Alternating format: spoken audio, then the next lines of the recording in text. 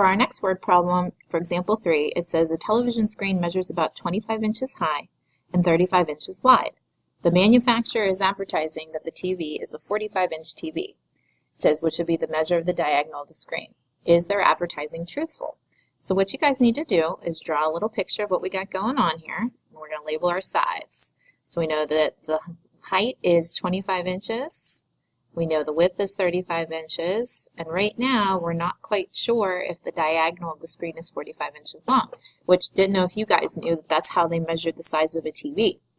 Alright, so we're not quite sure if that's 45 inches or not. So since we've drawn a rectangle, if you look, you've actually created some right triangles. So we're going to make sure that we're using Pythagorean Theorem to test this. So we're going to say let x equal the length of the diagonal.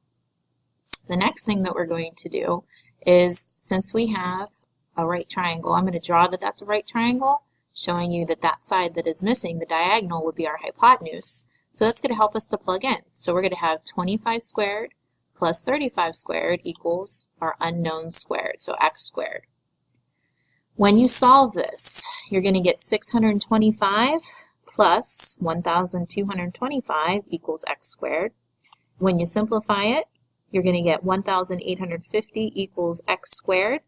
And again, remember, you have to square root both sides to get our answer for x.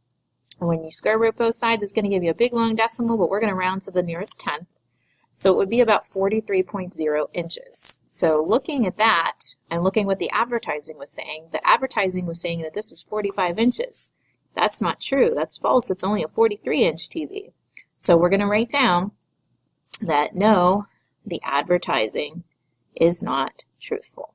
All right, so there's a practical application of the Pythagorean Theorem.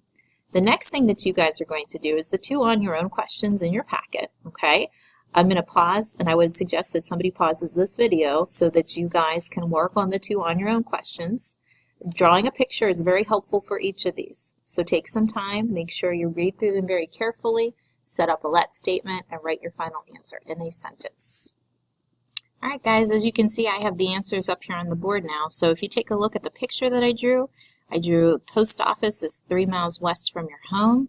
Your school is 2 miles north of the post office, and then we're trying to find that distance from home to school.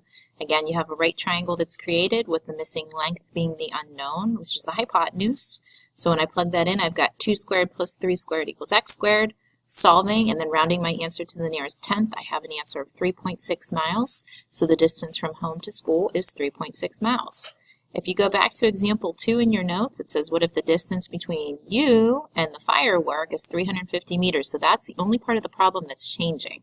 If you go back to example 2, so take a look at this. You still have that missing length down at the bottom of 1.5. This distance is still 300 meters, and this distance here is still x. We're trying to figure out this part now here that has changed. So if we go back to our problem, and look what I've created. If you look down here, I got my person, I got the firework, I got everything filled in now. X is the missing height of the firework. If you look at the right triangle that I created, the 350 has to be all by itself because it's the hypotenuse. So I would have x squared plus 300 squared equals 350 squared.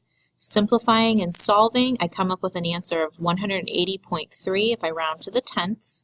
However, I have to add in that additional 1.5 like we did before. So the correct answer to this is 181.8 meters for the height of the firework.